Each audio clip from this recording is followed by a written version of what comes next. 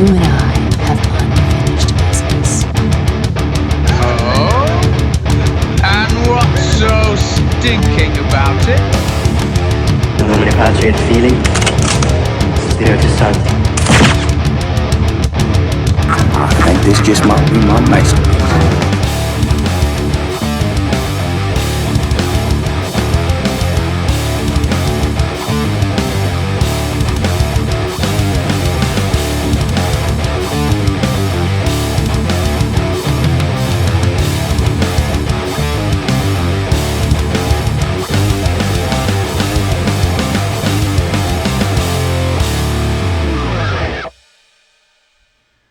Drainage.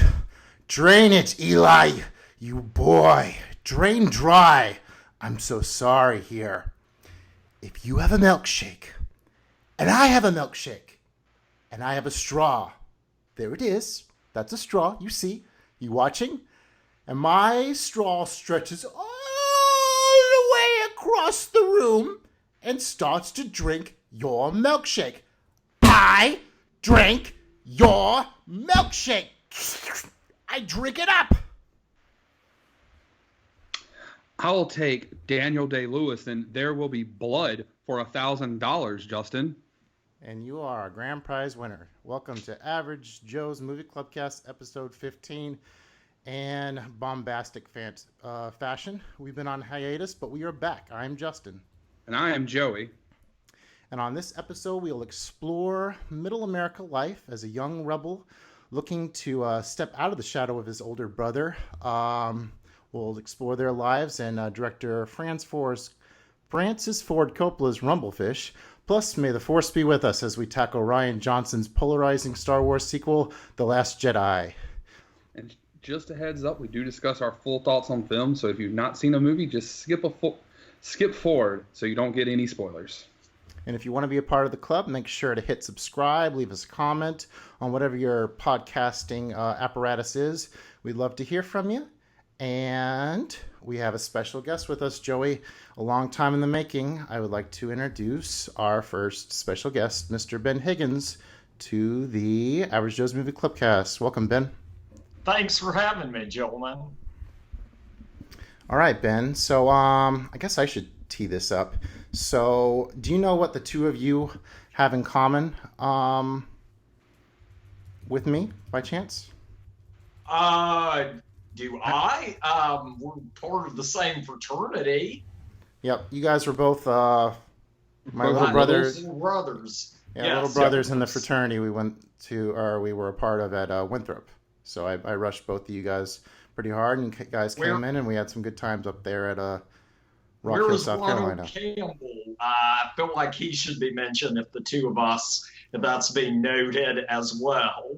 Well, yes, Ron Campbell as well as another great friend of us. Not on the podcast tonight, but good shout out to Ron.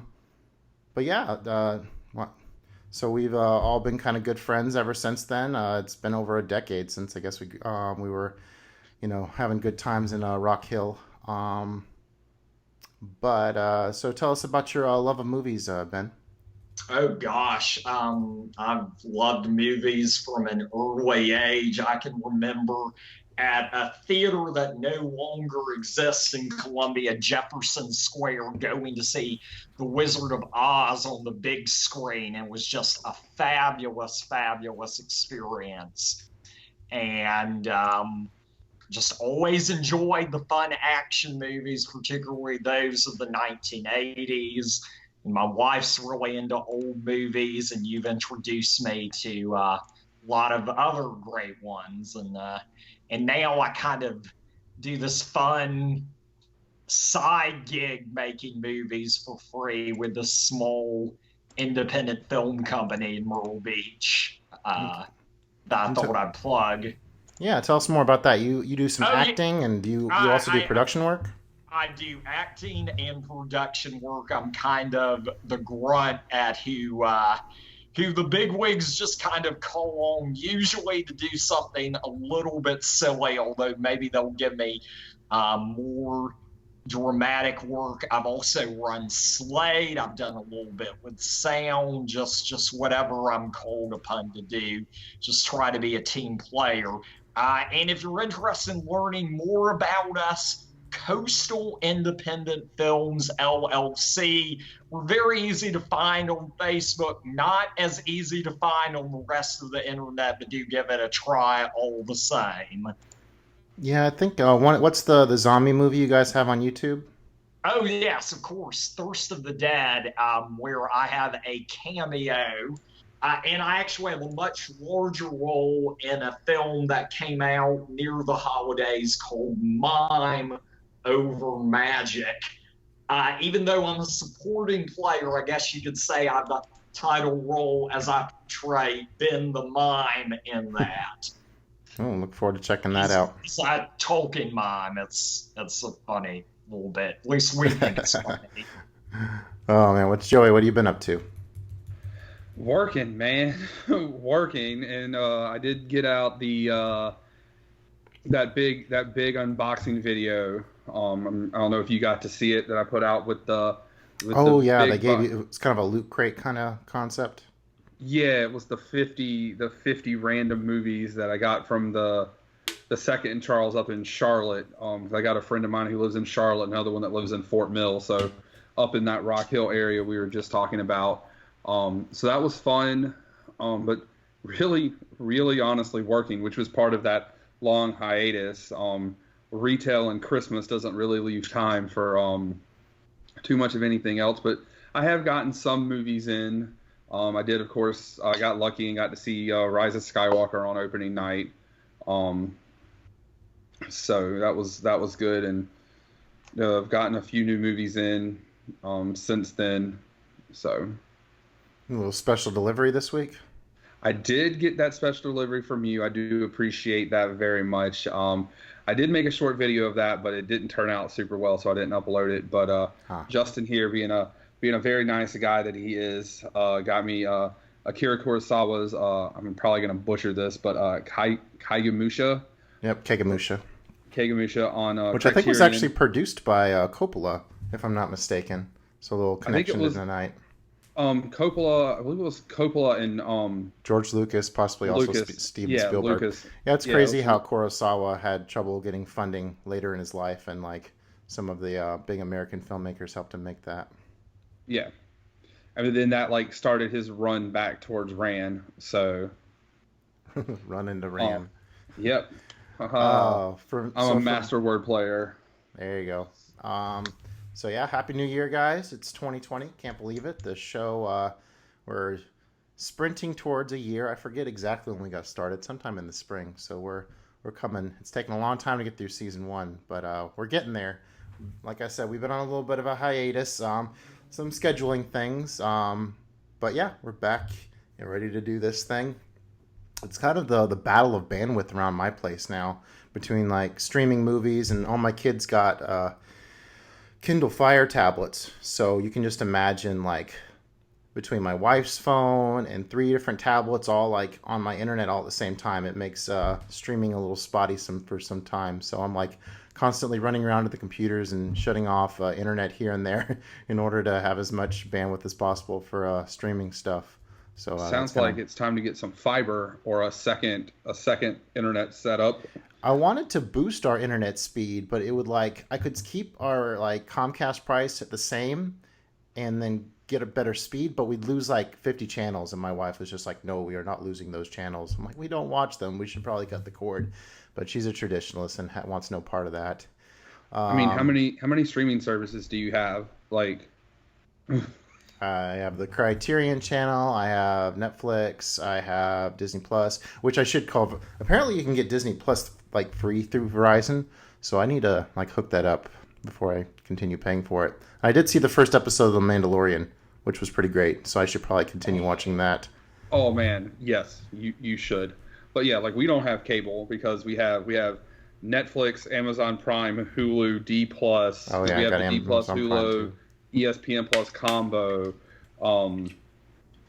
There's like almost every streaming service. We have like 3 wrestling streaming services.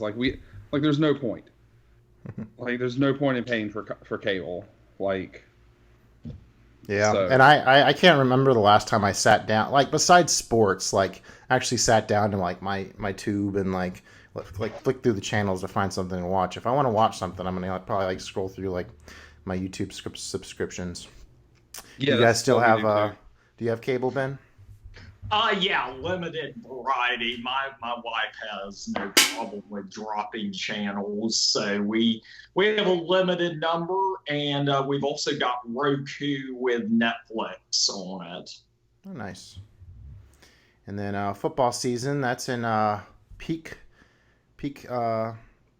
football season. So your Clemson Tigers, you got the big Monday.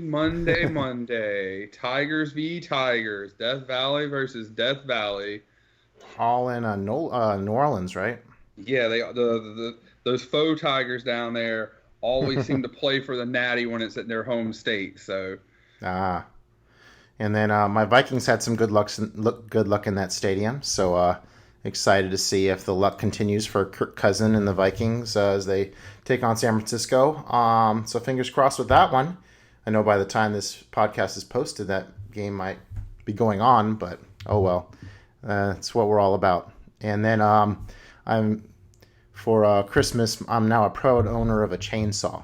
So well, actually, it started off with a pole saw. I got this Craftsman pole saw, which is pretty nice. But the fact is, like, you can only cut it in like pole mode, and so like I needed like a short range distance chainsaw to like actually chop up the stuff that I like hacked down from the trees. And so I actually from Lowe's got like a $25 Works chainsaw. So yeah, you can get a $25 chainsaw at Lowe's right now. So just so you know, but expanding my tool collection each year. all right, well at least you didn't buy a hockey mask with it. Okay, well, it's actually it's an electric chainsaw. So can you imagine a slasher movie where the killer's running around with a corded chainsaw, trips and falls, and the thing goes right through his head? They have or to find a something. pair of scissors or a knife to cut it, to cut the line to save themselves. Oh boy! All right, fellas, let's get into this. So Joey, let's fire up with this this new segment we have. It's called Movie Night Pick'em. So you're gonna throw two movies at us, and let Ben go first to decide which one he would want to watch and why. All right, so not knowing a lot about Ben's movie selections and such, I did this more off of yours. right.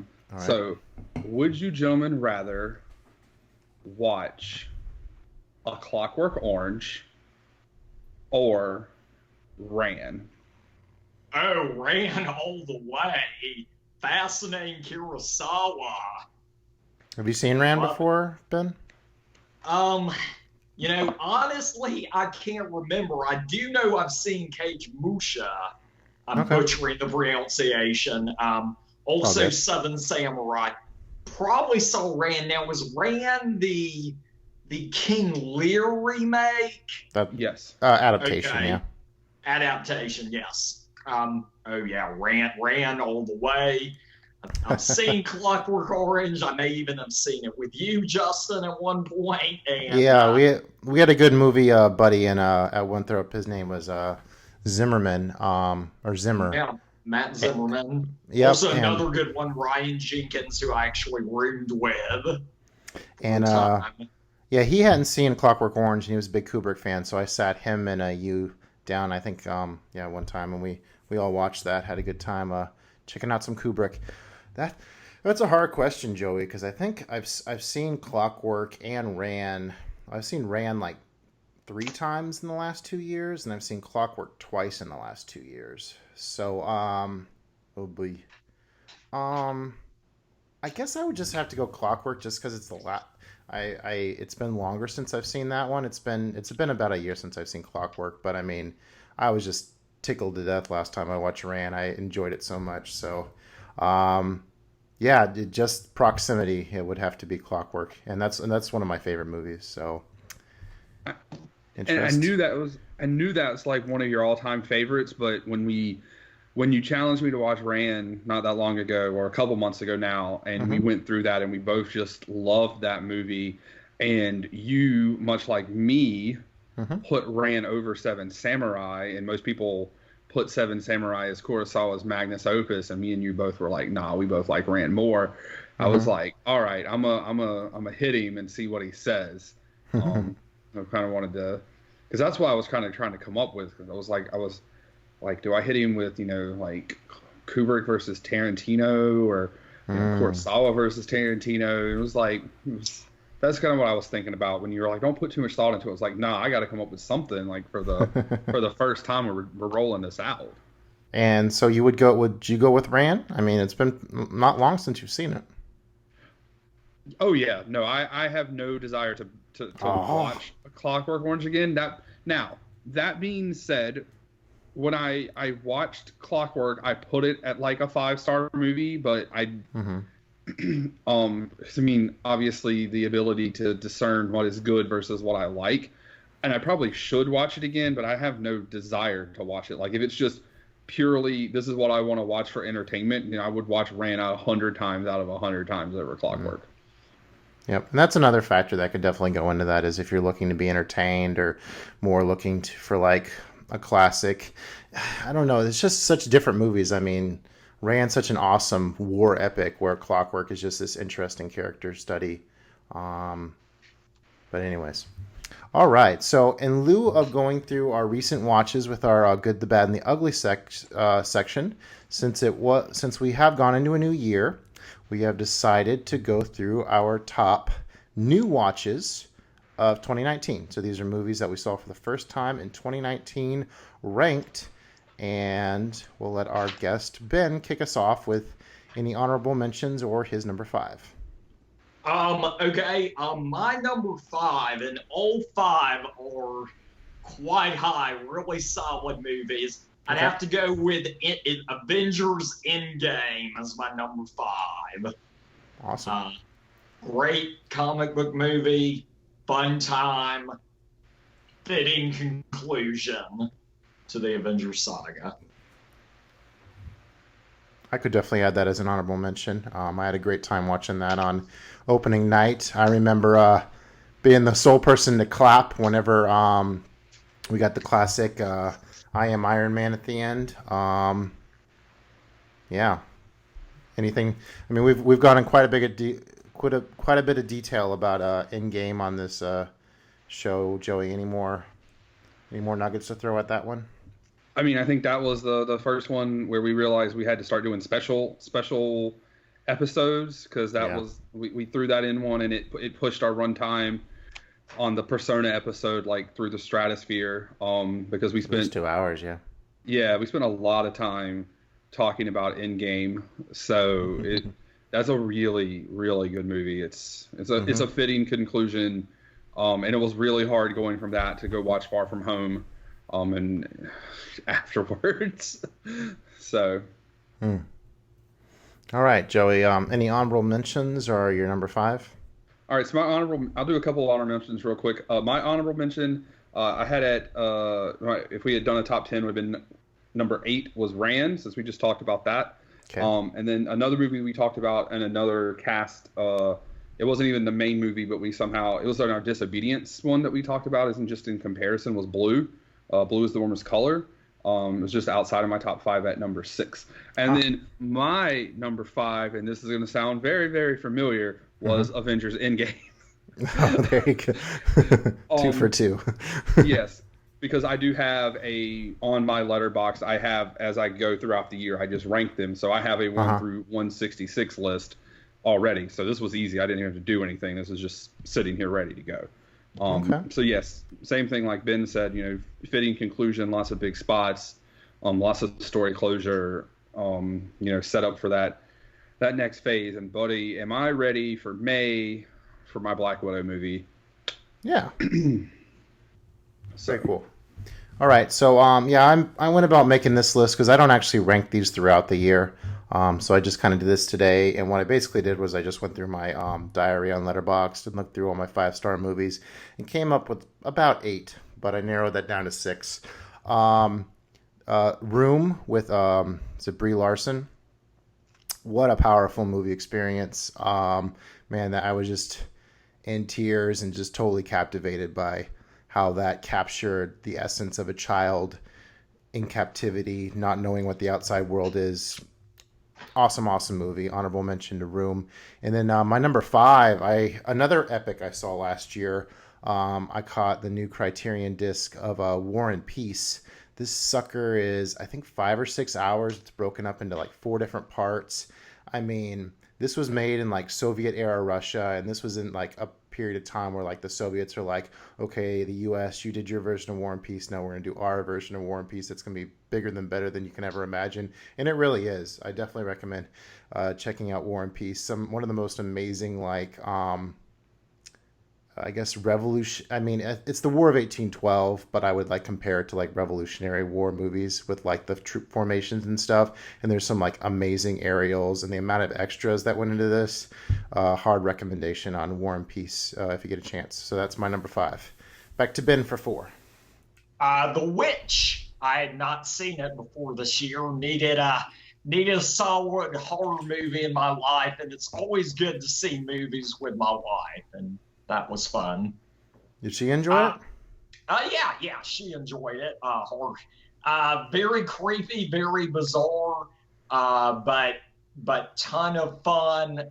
Loved the time period. I believe it's set around kind of near the Salem witch trials. Yeah, basically.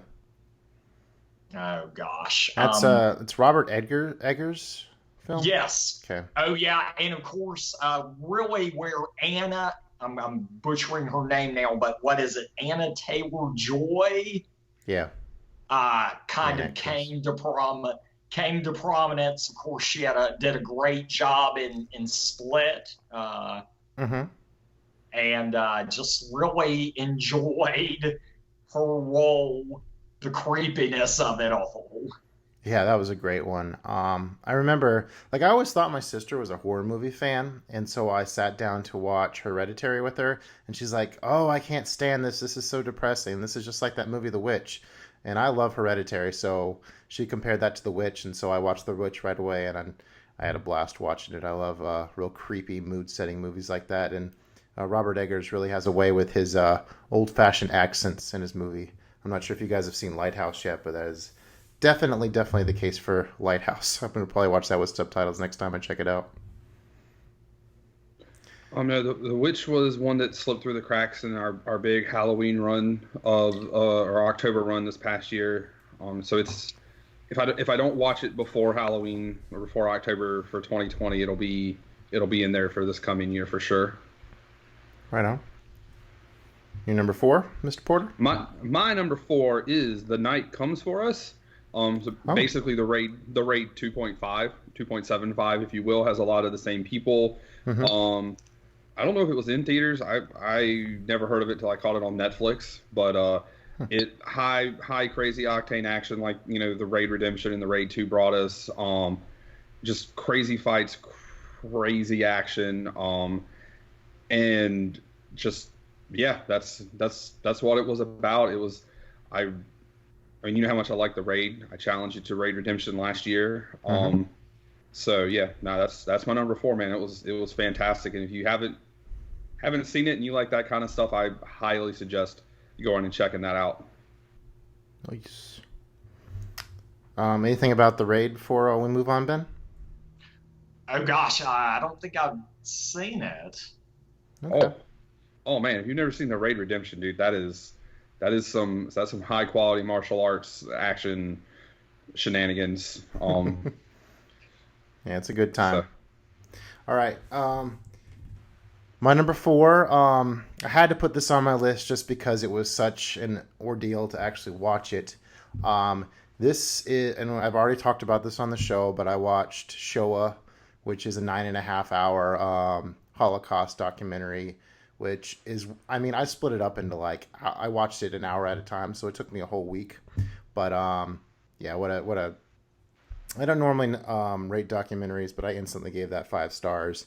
It's really fascinating to see, I mean, it was made in the 80s, so it's getting people's perspective on the 80s of that culture in Poland during the Holocaust, and it's phenomenal. I mean, it's worth every minute, and for folks that aren't, I mean, I'm sure you guys probably don't have a big deal with subtitles, but the movie kind of cycles through languages. So there's like a half hour that's in Polish, and then they go to like an American expert for a while, and then you'll hear from a German. And so it kind of cycles through some different languages. So it gives you some reprieve watching, all that content for so long.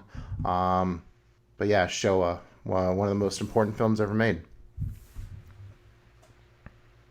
Nice. Number 3, Ben?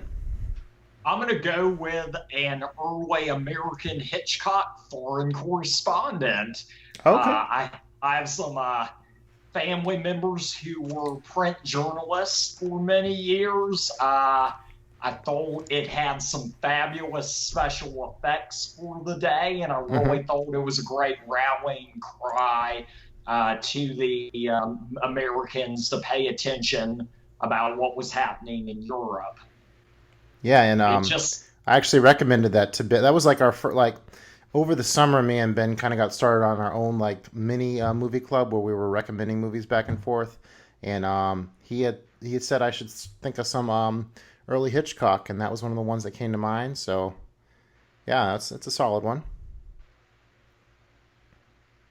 All right, so Joey, 3, right? All right, yes, number 3. This is my number 3. This was my number 1 for 6 or 7 months for the year, for a very long time. I watched it in January of last year, and it's Justin's favorite movie on my list. You got to be kidding me. Yes, this is the Bad Times at El Royale. And for a lot of the reasons that Justin hates it is the reasons I like it. So whereas he thinks it's a bad rip on Tarantino, I like it because it feels like an OG Tarantino movie before his movies got bloated. Like, it feels like Tarantino took a time machine and is like, I'm gonna make a movie like I used to.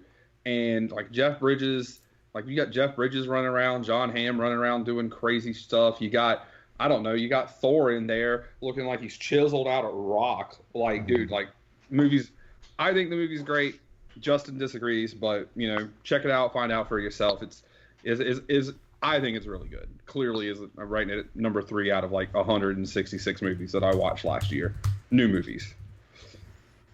I'm looking up who that director was because I did like his previous movie, Cabin in the Woods. I thought was a good time. Who is that? Drew Goddard. Yeah. Did some stuff with Daredevil, also Buffy the Vampire Slayer. Okay. Both television series. I think Joey's a huge Buffy fan. Yeah, I was going to say, there you go. That explains it. I've been obsessed with Buffy since I was in high school, so. All right, my number 3. I had to go with Blue is the Warmest Color. I guess basically mostly on the surprise factor. I try to watch Criterion every other night or so, and I had been putting this one off for a long time. It was a foreign language, gay romance, and that's kind of seemed like a lot to chew off. But man, I was totally sucked into that experience. I went into it on the show, just how intimate it felt, and how beautiful the actors were. And I mean, yes, it has the stigma of having these really, really long sex scenes. All that aside, it's a fantastic, beautiful coming of age story that I totally got sucked into as a straight white guy in America for connecting to a French chick. I mean, peak cinema. I'll just leave it at that. Oh yeah, no, that was I bought that one blind in the July sale or whatever. Granted, it was already only $20, so I only got it for 10. But no, that was a great buy. It was my number 6. So no, it was really good. And yes, obviously it's not for young people, as there's lots of very explicit sexual content and sexual scenes. But it's a great, like you said, coming of age movie. I really enjoyed it. I couldn't say enough good things about it. So anybody who listened to us or listened to our Disobedience podcast heard us talk about that Blue, how we wish Disobedience was blue. Have you seen that one yet, Ben? I have not. No. All right, back to you for number 2. We're getting in the top. Oh gosh. This was a tough call, but I'm going to go with the Oscar nominee, The Favorite. Ooh, good pick. Really, really beautiful, funny, dramatic film. Not necessarily historically accurate to every degree, but I didn't really watch it for the historical content. I just wanted to see I don't know, kind of the same reason I enjoyed Moulin Rouge. Just it puts so much out there in an elaborate way. Kind of a modern twist on a period piece, right? Exactly. I might say it was, I guess I will go there. I'll say it was Emma Stone's best performance. Nice. Yeah. Yeah, have you seen The Favorite yet, Joey? No, but those are some strong words. I don't know if you noticed that my eyes perked up when he said Emma Stone's best performance. I like some Emma Stone quite a lot. Rachel Weisz is in it too. Okay. Olivia Colman won an Oscar for it. Yep, as the queen. Yeah, that was a great movie. I must have seen that in 2018 because I don't remember seeing that when I was going through my list. But yeah, that is by. Oh, I'm blanking on the director. Can you help me out? Oh gosh, I'm gonna have to look too. He also did Killing of a Sacred Deer and a movie we talked about earlier in the year. The is it Curtis Graham? Dogtooth. No. Oh, I'm gonna butcher it. It's a Greek name. Yorgos. Yeah, Yorgos Lanthimos. Yes. Okay. Yeah, he's great filmmaker. Loved everything he's come out with so far. I need to see more of his Greek stuff. But yeah, The Favorite was great. It was like Barry Lyndon, but with like this modern twist, like Ben had said. And they had this whole like fisheye lens that kind of made you feel like you were peering into what was going on. Yeah, fantastic. Oh, with a U. That's why I didn't find it. Yeah, it has a funny spelling. Oh, it has like the British spelling. That makes sense. All right, number 2, Joey. Number 2 for me, which I watched in October, was I Saw the Devil. Nice. And it's a Korean movie, and it's a revenge movie, which anybody who's listened to this podcast for any point in time knows that is one of my favorite tropes, with Kill Bill being, Kill Bill and Old Boy being up there. So it actually has Old Boy in it. So yeah, that's right. Yeah. So it's, man, like I started watching this movie and like it was recommended by my roommate, of course, and I just sat there like the whole time going like, holy hell. And we got to this point in the movie where it felt like, all right, this is the end of the movie. And then there was more of the movie, and I was still just the whole time like, holy gosh. It was basically two guys, like, who's the bigger badass? Like, who's more of a badass? And yeah, like, it's gruesome, it's brutal. It's not a movie if you're queasy or faint any of that. But this movie is great. I highly recommend it if you like revenge movies. So I Saw the Devil. Yeah, I ended up watching that about a month after you had recommended it real strong. And yeah, I think one of the first things I put in my Letterboxd review is like, how much violence can, like, I was just thinking about people talking about movies being too violent, and then seeing this one, and I thought it was totally worth it. What it portrays, it's powerful stuff. I enjoyed that one as well. I'm glad you recommended it. I'm glad you enjoyed it. All right, so that's back to me for number 2, and yes. I finally have a new movie to talk about, and not one of these old Criterions or whatnot. Adam Sandler and Uncut Gems instantly became my favorite movie of 2019. This is peak Adam Sandler, playing a degenerate gambler who not only gambles on sports, he gambles on his life, he gambles on his family, his marriage. And I've seen a lot of people describe this guy as like the most despicable person ever, but man, I thought he was so charming in a way, and I was so wrapped up in this movie. I actually saw it. I went to go see it back-to-back days. I was so enamored with it. Uncut Gems, Adam Sandler. It's probably gonna get snubbed at the Oscars, unfortunately. But man, it's Sandler is just aces in this movie. I definitely recommend you guys see Uncut Gems. It was quite an experience. I will keep that in mind. I've heard nothing but good stuff about that movie. All right, Ben, you're number one. I'm gonna go with one that got snubbed by the Oscars in the 2019. If Beale Street Could Talk. Oh, okay. By Barry Jenkins, based on the James Baldwin book. A lot of people said it couldn't be filmed. It's not maybe as I'm trying to find the right way. It's a movie that I think could work as a play as well. It's a little more subtle at times, but just a great movie about just a series of bad circumstances for the main character and I guess the struggles of the African American experience in roughly the late 1960s, I think. Yeah, I remember that being a very pretty movie. I thought it really captured like the season of fall very well in this one shot where it pans down to the couple and it shows like the leaves. Yeah, Barry Jenkins, great follow up to Moonlight. I enjoyed Beale Street quite a bit. Kind of subverted my expectations on what the end was. I didn't really see the end coming. I wasn't as high on the film after the end, but I guess I kind of respect the end because of that. So I agree, great movie. All right, Joey? All right. This isn't Nom. There are rules around here. Am I the only one who gives a shit about the rules around here? It took me a long time to watch this movie. And then I absolutely 1000% fell in love.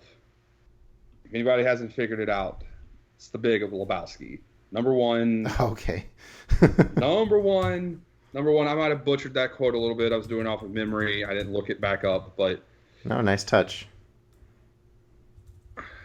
So Jeff Bridges, again, I got him in 2 of my top 3 movies. What do you want? It happens. There was some movie that I watched. I don't remember which one it was, but I watched some Coen Brothers movie and I didn't like it, so I just kind of stayed away from their movies. And I remember being like 13 when this movie came out, and I was like, this movie looks stupid. It's about bowling. It's gonna suck. Well, I was 13. I was stupid. So what do you want? Like, the movie's great. I own 2 copies of it now. Like, my roommate hooked me up with the cool bowling ball edition, 4K with the bowling ball that's a pencil holder, and it's got the sweater that sits around the 4K. And then I found a steel book of it at one of my trips to Second and Charles. So, I got 2 copies of this movie. What do you want? The movie's great.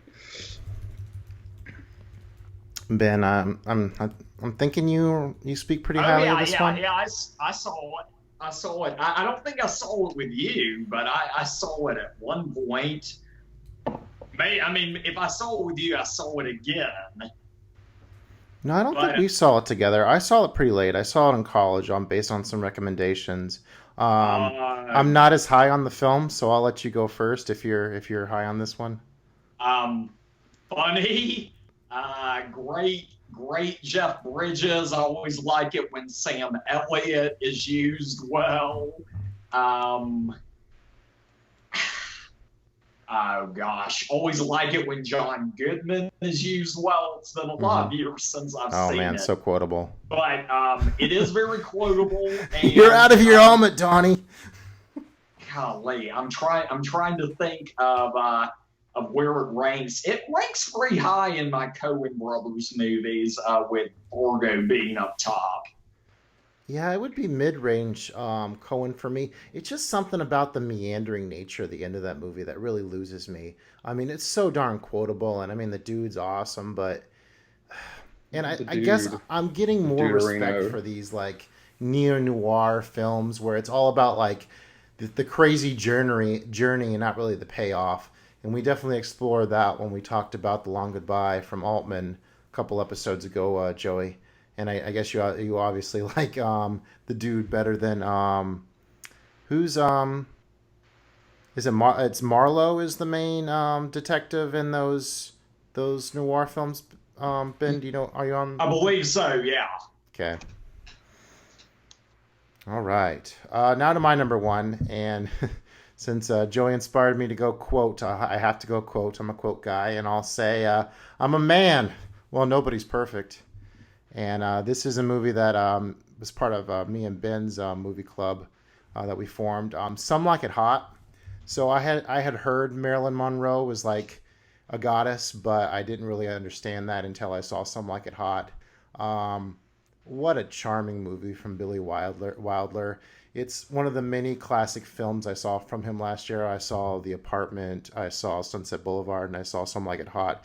And Some Like It Hot was like instantly my favorite of that. It was so funny and fun. And for a movie being made, it was probably made in the 50s, I guess. But it's just so funny. And I had a blast watching it. Some Like It Hot. Ben, any comments on this one? You saw this one. Just great lines. Tony Curtis, Jack Lemmon at their very best. And just the fact that it was made so long ago and the jokes still work. Oh, absolutely. Especially for being like the original like cross-dressing comedy. Exactly. I mean, it set the tone for the cross-dressing comedies to come, and none of them quite had its magic. Awesome. Any final words, Joey? Oddly enough, me and Carl were just looking at that on our Amazon watch list like last night or the day before. So yeah, because I actually haven't watched a movie where Marilyn's the star. Like we watched Asphalt Jungle last year, and it was like her first movie, and she's not the star of that movie by any means. She's just like in the movie, very little. So we were definitely just looking at that, oddly enough. So good to know that it's going to be like top notch. Because we were looking at that in like 7 Year Itch, which obviously is the movie where the very famous Marilyn Monroe scene came from. Okay. And I will say too, it was the second time I had watched it, and I feel like I did not remember how much of an action film that could be at times, just how violent it could get. Yeah, the gangster stuff elements are for real. A little bit startling to me because my memory of it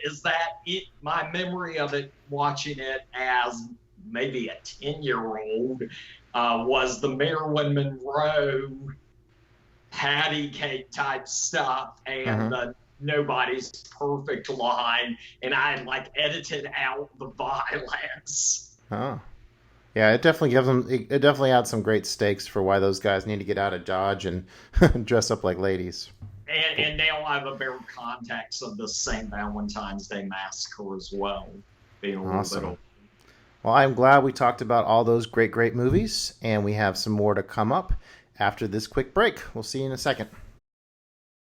Welcome back to the Average Joe's Movie Club cast. This is Justin, Joey, and Ben, and now is our feature movie of this episode, Rumblefish, from 1983, which is Criterion Collection Spine 869, and was directed by the legendary director of The Godfather himself and Apocalypse Now, Francis Ford Coppola.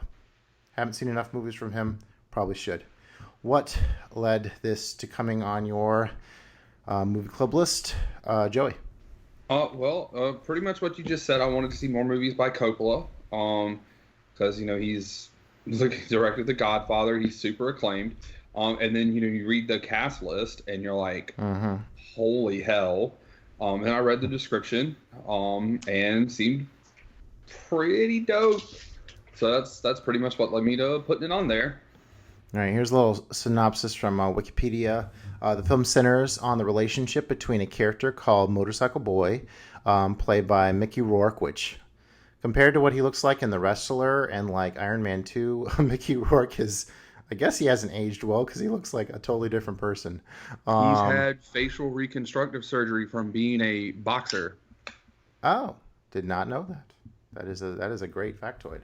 A revered former gang leader wishing to live a more peaceful life, and his younger brother, Rusty James, played by Matt Dillon, and we definitely know his name is Rusty James because they say Rusty it James. 4,000 times in this movie. 4,000 times in you know the first Rusty James. Rusty James. Rusty James. You're Cuban. Oh, Rusty James! There you go. All right. A teenage hoodlum who aspires to become as feared as the motorcycle boy.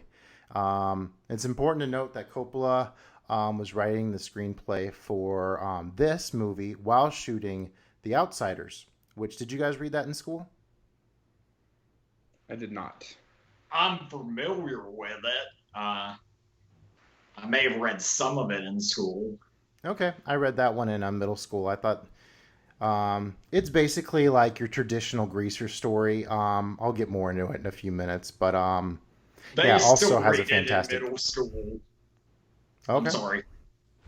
Also a fantastic cast and some great tie-ins with this movie.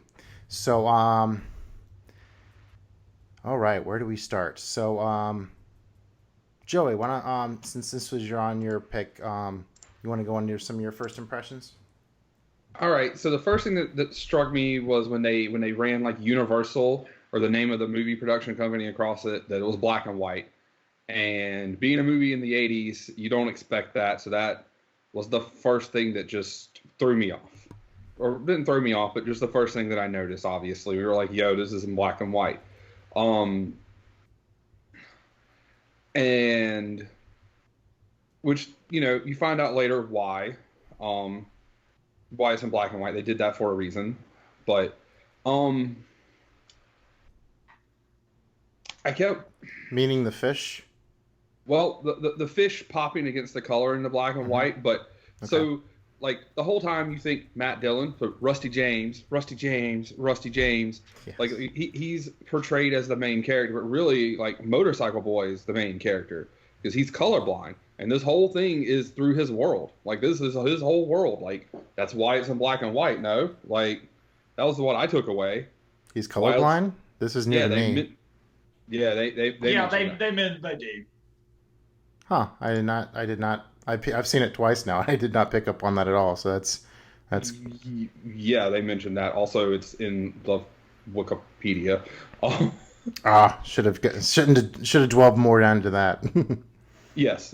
So, I mean, maybe like that's what I feel like they made it black and white was it's this movie. While they say it's about Matt Dillon, or it seems like it's about Rusty James, it is about Motorcycle Boy, and interesting. At least that's my perspective.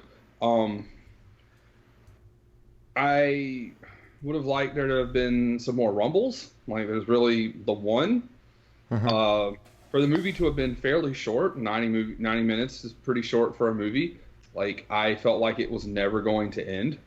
Like I was just like, man, this movie is taking forever. Like it felt like it was trying to get somewhere and just was dawdling along and just taking its time. I mean, you read my Letterboxd review. I'm not going to be that vulgar on here if I don't have to be. Yeah. Like I didn't like any of the characters. I didn't really find any of them redeeming. Like Patty and her sister were probably the two best characters, and they were just kind of there. Really, again, just to show that Rusty James was not that good of a person. Their father wasn't that great. Motorcycle Boy also has a dumb. Do you ever like Dennis Hopper? You always ragging on Dennis Hopper. You didn't like him, man. In his defense, I'm told this was before he went to rehab. I read that somewhere. Well, no, not his performance. His performance was fine. His character's awful. Yeah, that's what. Yeah, no, none of the performances were bad. Like from a technical standpoint, the movie is fine. Like the camera work is great. Cinematography was great. Like there were some really crazy good shots, and like the fish. I guess in the Wikipedia it said they were Japanese. I thought they were beta fish, but the rumble fish, the color popping was great. And then the one scene at the end where they use the color when Rusty James is punching the cop car, like all of that was great. No, like the Coppola part, like the Coppola directing and camera work and all that was great. The actual like the screenplay part of it, the writing, all of that, like this is the same guy who wrote The Godfather? Like really? Was he drunk? Like, All right. Well, and it wasn't just Coppola. It was also the author of the book, S.E. Hinton. Yes, I'm aware. I know it's off of a novel, and they wrote it together. But it's like I'm just gonna let you guys. I've said yeah. I'm gonna let you guys. You want to give your first So- impressions, Ben? I mean, it's such a well-made, well-crafted movie, and Mickey Rourke's performance is absolutely outstanding. But it's definitely not a movie I especially enjoy. It's a movie I appreciate, but it's not a movie I want to spend a whole lot of time with in my life going forward. Gotcha. I had a similar experience as Joey the first time I watched this. I remember not being invested in the characters like at all, and remember I was kind of thought it was kind of dull, and it really wasn't until that whole out of body experience portion where I was like kind of a little bit more drawn in, and after that they have the whole metaphoric element with the fish, but this time.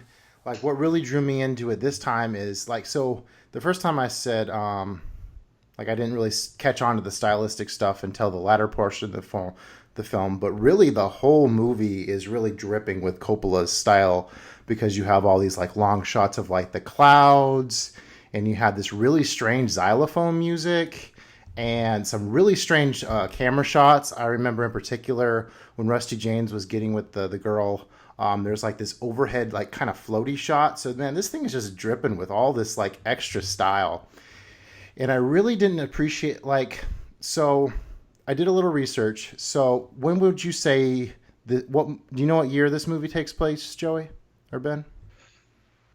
I mean, I thought it was in like the 50s or 60s, especially you know before they said that he was colorblind, and I go, oh well, this is from Motorcycle Boy's point of view. Like I was like, hey. It's in the 50s or 60s, and that's why it's in black or white. But then I assume this is what you're about to get to. They kind of throw a curveball in there to throw the year setting off, and I'll let you continue about that. Yeah, so initially when you think of like a greaser movie, you are thinking like the 50s and 60s because that's when that style was. I don't know if you guys ever had like decades dress up day in school where you'd like go as a greaser, where you have like the white t-shirt and you have like the pack of cards in your shirt and like the penny loafers and the slick back hair. Yep, exactly. But Joey's showing how you roll it up. Okay, so that was my impression of greasers. And The Outsiders perfectly captures that. What's really cool about Rumblefish is it's this greaser mentality, but stuck out of time. So this movie, to my understanding, this movie takes place in 1978 because of the Debbie Does Dallas marquee on the movie theater. And that's the year that Debbie Does Dallas came out. It might have taken place in the 80s, and maybe that was like just an extended run of Debbie Does Dallas, but to my understanding... And could you say where exactly this movie actually takes place? Isn't it in Milwaukee? It's in Tulsa, Oklahoma. So like complete middle America. Well, that I need because the author is from there. Okay. And then The Outsiders actually also takes place in Oklahoma. So they're very camaraderie stories. But this is much more avant-garde / like surreal in its presentation of like this idea of being this kind of hoodlum, outcast, rebel character, James Dean type, but stuck out of time. So I got a lot because the whole reason he like feels like he's so lost and that he really has no place, and then that like this era has gone by. The reason it feels like that is it's exactly what the case is. I mean there's no rumbles because there's no rumbles to be had really, besides the fight in the beginning whenever Motorcycle boy shows up. I liked your comment about it, Mickey Rourke's performance being so good, Ben, because it's so subtle. Like, I never really remember him really seeming like he was pushing Rusty James to have a better life. He was just kind of like calmly telling him like stuff about their past. It wasn't real forceful. He was just like, yeah, out west, that's where Mom went. And he's like, whoa, why did that happen? He's like, I don't know. You got to kind of find it out for yourself, Rusty James. That kind of deal. Earlier in my life, but later in his life, there's the movie Barfly, which he does such a fabulous job in playing a raging alcoholic. Maybe even a better job than Nicolas Cage did in Leaving Las Vegas. And just, unfortunately, life tended to imitate art a little bit. And you kind of wonder if he had a better handle on things, would we be talking about him in the same breath as, say, Daniel Day-Lewis and some other big-name actors who really have honed their craft? Because he, he could have been an Oscar contender, and he was for The Wrestler. Well, obviously, yeah. After he had his comeback, himself back from, exactly. Yeah. So, his performance, I could watch again and again, and I love your comment about the subtlety of that performance, because he wants Rusty James, I don't know why I'm saying in a Southern accent, to find his own way. It sounds very Southern. I was kind of taken aback by whenever he like throws his motorcycle, how it does that little flip. I was like, whoa, didn't expect that. And that was before it really clicked with me of how further in the future, like your initial impression of this movie should be taking place. But just to dive into this excellent cast, got Matt Dillon, who was also in The Outsiders. We've been talking about Mickey Rourke. Diane Lane, who was also the girlfriend in The Outsiders. Dennis Hopper. Nick Cage. Did he have a prosthetic on his nose? What was going on with Nick Cage's nose? Did he get like a rhinoplasty? What did you guys remember? Not a clue. Yeah, I'm not sure what you're talking about, but he had a big old snoz in this, and I wasn't used to seeing that. I mean, he might have had a nose job since then. He might have also just gained some weight and made his face not look as thin. Yeah, he's pretty young in this. I think he's related to Coppola, right? That's his. Coppola's his uncle. Gotcha. Yeah, exactly. Yeah. So this is on the letterboxes, or not the letterbox, the wiki here, it says it's his first performance, but I just watched Fast Time at Ridgemont High, and he's Nicholas Coppola, the first and only time he ever used his last name before he changed it to Cage. So, now, wait a second. What was it, like Valley Girl or something? Yeah, it came out like the same year. Like I think they recorded. Gotcha. And Tom Waits and Chris Penn too. So, man, whenever they're out in the bar at the beginning of the movie, and speaking of milk, Rusty James orders a chocolate milk, right? Yep. So even that has kind of that's kind of like early on making you think, yeah, this is the 50s. Then more than those hard chocolate milks. So, goodness. Yeah, because it's right after they're like, Lawrence Fishburne's like, yo, dude says he wants to kill you, and he's like, all right, whatever. Oh, yeah, Lawrence Fishburne. He's like, yeah, I'm gonna get this chocolate milk, and I'm like, all right, dude, because they're just shooting pool, and he's like, I'm gonna order this chocolate milk. I'm like, all right, cool, whatever. It's the 50s, and then. As he Hinton, the author, makes a cameo as a prostitute in the film. She is the hooker, and just blink and you'll miss her.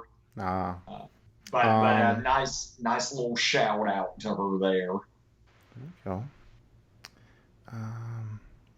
Oh yeah, that whole party, like in the streets portion of the film, like I was like, man, this must be like New Orleans or something. But then, yeah, it's definitely Oklahoma. What did you guys think of the out of body experience? Did that kind of take you for a loop? It did for me. it didn't work so well for me. Okay. I don't know. I wanted it to stay a little more down to earth. Although what Coppola does with the rumble fish is excellent, and I loved the glorious black and white. Nice. Any thoughts for you on the floaty sequence, Joey? I was not a fan.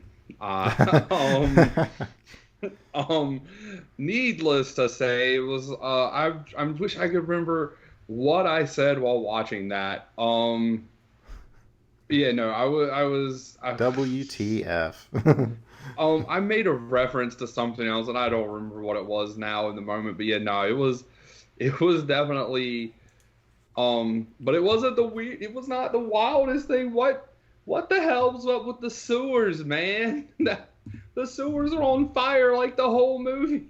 No one said anything. No one cared. No one notices the sewers. The whole movie throwing smoke out. I just kept waiting for Michael Myers to roll out through the fog and kill somebody or something. Like, why the whole time were the sewers on fire? Are you sure they were on fire? I mean, don't most sewers kind of admit that? Maybe I'm not an expert on sewers. Yeah, I didn't catch that at all, but I'll have to go look back for that. They literally, maybe they weren't on fire, but there was smoke coming out of them the whole time. Like every scene, there was just smoke. There's the scene where Rusty James gets off and he's waiting for Patty. Patty, yeah, that's right, yes, the girlfriend, yes, Patty. And yeah, she doesn't matter. Yeah, in the context of the story, really. She's pissed because, he was like, I'm going to take you out to this concert, and then doesn't, and then goes to that party and sleeps with the other chick. And so they're walking down the street talking about this, and he's like, baby, I didn't do anything, blah, blah, blah. Mm-hmm. And it's just billowing down the street, the whole scene. And I'm like, what in the blue hell is going on here? The whole effing scene. And there was multiple scenes where there was just smoke everywhere. And I am sure that there's something that Mr. Coppola and his brilliance was doing. I don't know what it is. I'm not a freaking film genius, but what in the hell? I have to look back at that and see if I can interpret it. Yeah, I totally missed that. Yeah, and I guess, we've already kind of mentioned the fish. That's the one spot of color. Did you guys notice that there's fish in the beginning too? Yeah, when they're walking, and he's like, we're going to a rumble as they walk past the fish. Yeah, I didn't notice that the first time I watched it. So, yeah, and like they say, the reflection, causes them to lash back out, and, that's very reflective of Rusty James being kind of trapped in this little town, being this fish out of water, essentially, because he has a mentality of a guy from the 50s, 60s, but he's stuck in the 70s. Goes out west to go find himself. Pretty cool shot of the coast at the end, though. Beautiful. I don't know if that's Los Angeles, San Francisco Bay, somewhere in California. Yeah, something like that. It's definitely somewhere in Cali. The shot itself was great. I, of course, just kind of groaned because he was like, I got to the coast and my brother didn't get there. I don't know. At that point, his brother did get there, and then he came back. No, his brother got to Cali, but his brother never got to the ocean. Okay. Oh, yeah. I remember that conversation. Yeah. Huh. So, and normally that kind of thing is, that's a good tie-in, blah, blah, blah. But I don't know. At that point, I was just mostly done. I was so done. Well, I was definitely dreading this one coming back in, but I'm actually glad you had it on your list. I enjoyed it quite a bit more, even though I rated it 4 stars the first time, and I rated it 4 stars this time, and I enjoyed it more this time. So, go figure. Yep, a greaser movie about a greaser in the wrong era with lots of avant-garde stuff from Mr. Coppola. Like, maybe realizing earlier in the movie that he was out of place. Would have made a big difference, because I'm like, they're greasers. Why is this one guy like, yo, don't do greaser stuff? Like, maybe that would have made some difference. It really kind of explains why he's so mopey, and then you kind of if you appreciate all the extra camera stuff. That's part of the reason why I liked it more. And then, like, you know, the cop just shoots him off camera, and, like, literally he just has some fish. Like, don't think he tried to attack him. He was just trying to put the fish in the river. Now, obviously, we know throughout the movie... Well, they broke in. Wasn't there, like, the alarm going off? Well, yes, but he was all the way away from the store going towards the river. Oh, you're overthinking it, Joey. Look, he didn't try to attack the effing cop. Obviously, the cop had it out for him. Yes, and that's backed up by some critics more reputable than us. The cop having it out for him. Oh yes, yeah, definitely. He definitely he feels like an older style cop for sure. Yeah. Although I'm sure the 70s cops were pretty aggressive too. And then just, you know, and then like 30 seconds later, oh, he's his younger brother, and, like, you know, makes them let him go. And I'm like, he just iced this guy for the smallest thing, and then just has them let him go after he just busted the cop car. Like, sure, you know, whatever. Consistency. Just give me some consistency. It's the avant-garde. There's nothing consistent here, except for colorful fish. Yeah, I guess in terms of the Outsiders, I think I've mentioned that already quite a bit. I just wanted to throw out all the cast names from that movie. You have Emilio Estevez, Ralph Macchio, Tom Cruise, Patrick Swayze, Rob Lowe, all from this previous Greasers movie that Coppola made for a younger audience. And watching that, I mean, like, the main character's like Pony Boy, and his brother's like Soda Pop, and it's the same thing as like the whole Rusty James thing, where they keep on saying these nicknames over and over and over again.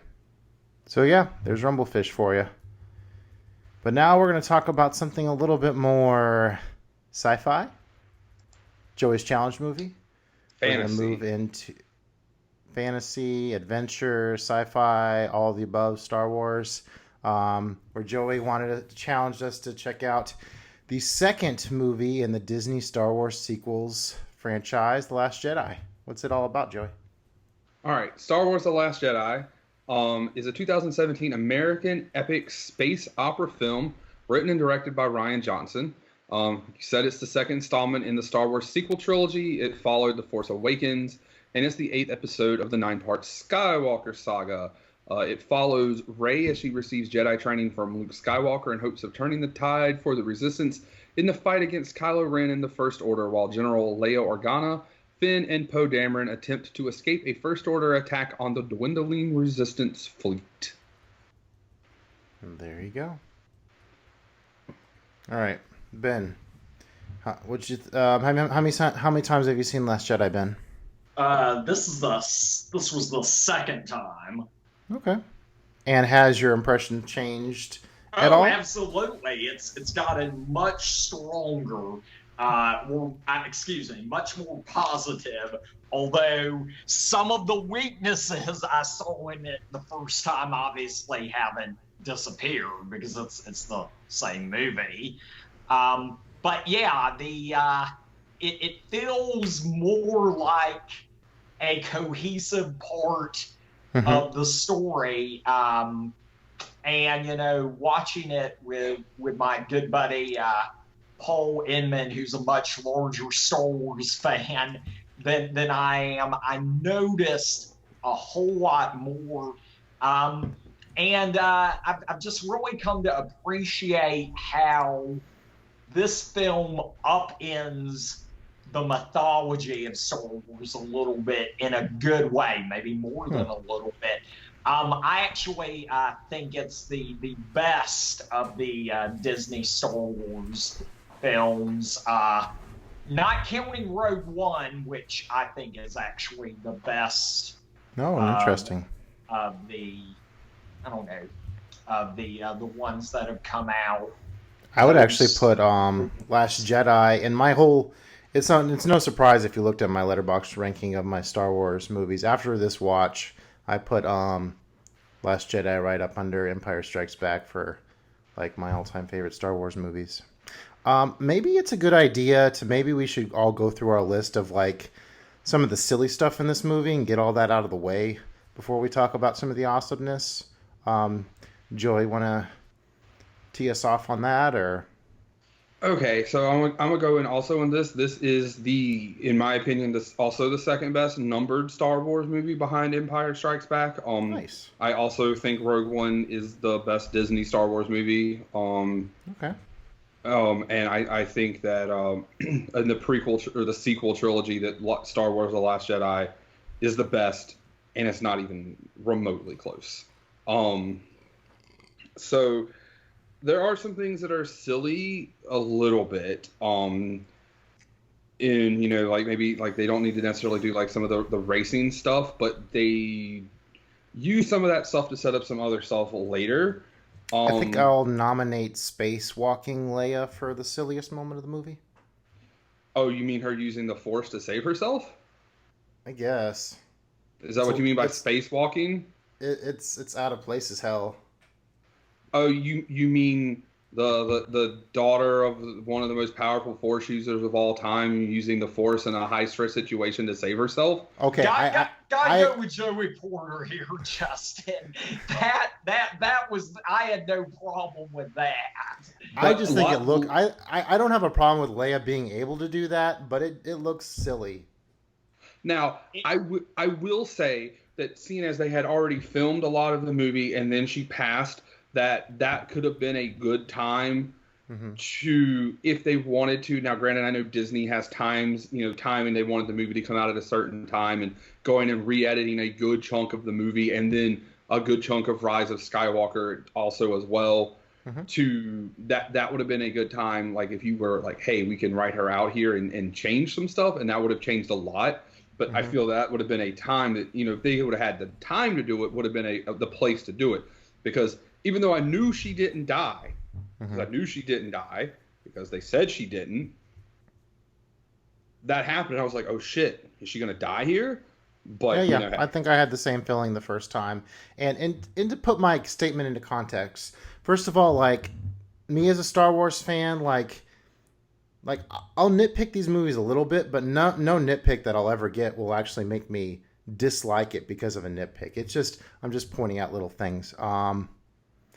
But I mean, in terms of all like the moments that are like really, I just think this one sticks out a little bit to me as kind of like it didn't really fit in.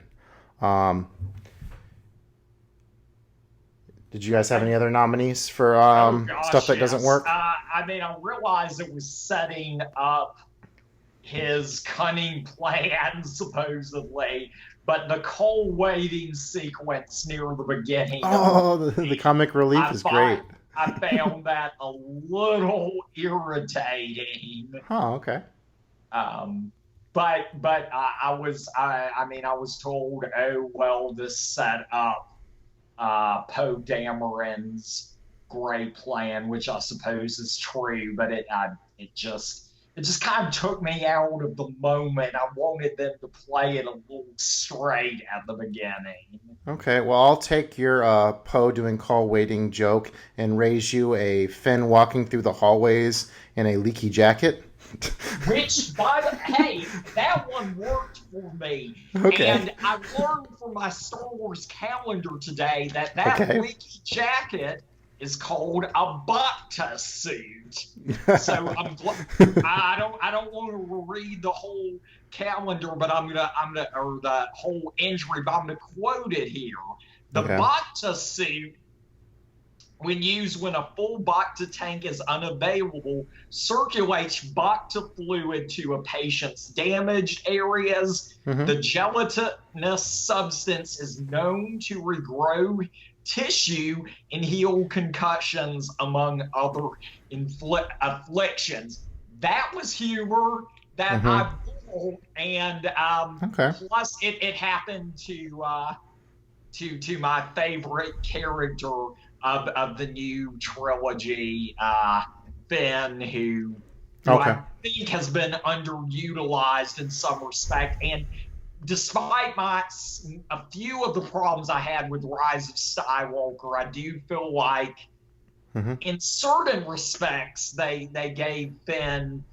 They kind of concluded the story of Finn in an enjoyable way, but I'll get into a little bit later what disappointed me about Rise of Skywalker with Finn that they had set up, Okay. I thought, in Last Jedi. And I do like the callback to Empire Strikes Back with how Luke was healing in the water. I thought that was kind of a callback to that.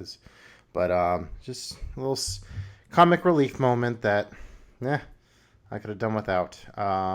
Any silly moments for you, Joey?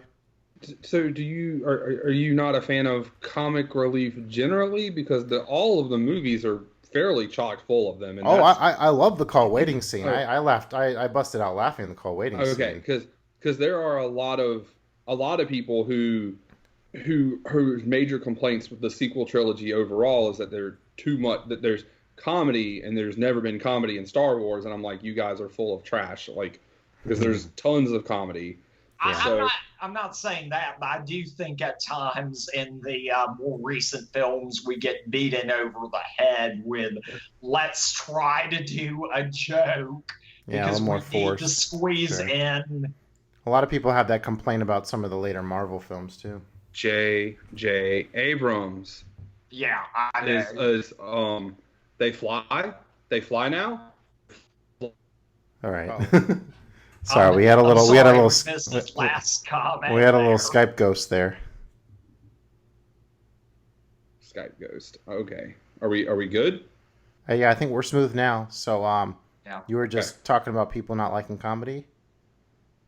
Oh, I was just curious if that was like an overall general complaint by either one of you guys, because it's a thing that I've seen on the internet. I don't mind it in general. I would just say, I was just kind of breaking up the movie in sillier moments versus badass moments, kind of. None of them bother me. I love the film. Okay. I guess my next nominee would be the Candle Bites. Like, the first time I watched this, I was like, ugh, why are we going here? But I thought it actually flowed a lot better with the overall, bouncing back and forth between the three different storylines this time. Thoughts on Candle Bites? Do you guys like it? Is it a waste of time? I'm bad with names. So what's the? That's the casino planet. Okay, that's what I thought. That's another thing a lot of people complain about. I enjoyed that, and it serves to set up what the whole kind of idea of what this movie is, which is that resistance. Morality isn't all black and white, which is kind of what they were shooting for, especially when they get back to the ship and they're like, "Oh, we stole the ship. Oh, he must be he's one of the bad guys." And it's like, "Oh, he sold weapons to the First Order and to the Resistance," kind of thing. And so then Poe sees Finn sees that morality isn't cut black and white, which leads to that whole thing where Kylo and Rey are basically perfect yin and yang of one another, which is kind of the whole purpose of this movie that gets ignored in another movie, but it's another discussion. Did you guys watch the documentary that goes with this movie? The Director and the Jedi? I have not. Yeah, and in that documentary, Johnson definitely spells out the fact that he wanted a joint protagonist between Kylo being the light and Rey being the dark side of the same kind of character. So in that essence, I think the Force, because I think a lot of people complain about the Force FaceTime thing, which I don't have a problem with. You wanted Kylo to be the light and Rey to be the dark? Vice versa, you know what I mean. Okay. No, I just wanted to ask, because it was like, whoa, was he going to straight flip them? Because, brother, where's that? And where can I find J.J. Abrams and, tell him to never make another movie again in my life? Oh, wow. But by the way, if I said that flip flop, I didn't mean to. I don't like J.J. Abrams, hard stop. Okay. Not a fan of Alias, then? I liked Alias. I loved Alias. Yeah, I thought he was good on TV. I think some of his movies. Now, Super 8 wasn't too bad. I haven't seen it, but his two Star Wars movies, I like them because they're Star Wars, and most Star Wars movies are better than just about most other movies. But yeah, I can see where you're coming from on that. All right, I'll just wrap up the silly stuff real quick, and so we can move on to some more positive talk about this movie. So the whole milking cow thing, I don't mind. It's kind of silly. It's really cool to see in the documentary, like they built that thing. So like it was kind of funny in the documentary how a lot of the divisive parts of this movie, like they showed how much work went into that. So I didn't mind that at all. And then it kind of whenever like Chewbacca's about to eat a porg and the porg's giving him the little "don't eat my friend" thing. I guess that's kind of like a vegetarian statement or something. You got that, and then you have the whole political subtext with like the whole they let the racing animals go, I guess, for animal rights or something. All right, that's my list. So I know a lot of people complain, and they're like, the whole milking the animal was stupid, him drinking the milk was stupid. And I'm like, bruh, he's throwing back to like literally him drinking milk in like the first movie. It's a effing throwback, and everybody loves those. Chill out. So, yeah, no, I love this movie, and I take umbrance with so many of the complaints that people have with this movie. It really starts with an excellent space battle. Although they say dreadnought a whole lot. The dreadnought, Rusty James. The Rusty Dreadnought. Yeah, there James you go. Knott. But as a Star Wars fan in middle school, I was always a bit fan of the B-wing bombers. So yeah, to see those finally get used and see how powerful they are, just one knocks out that whole ship. That was pretty dope. Yeah, no, the beginning of the movie was pretty hot, and then there's the big scene near the end that was like one of the coolest things I've seen in a movie. The throne room scene? Oh, well, no, it's not the throne room. That was also really cool. I think it does. Well, I guess it takes place in concordance with the throne room, or very similar. Okay. With Laura Dern. Oh, yes. Oh, yeah.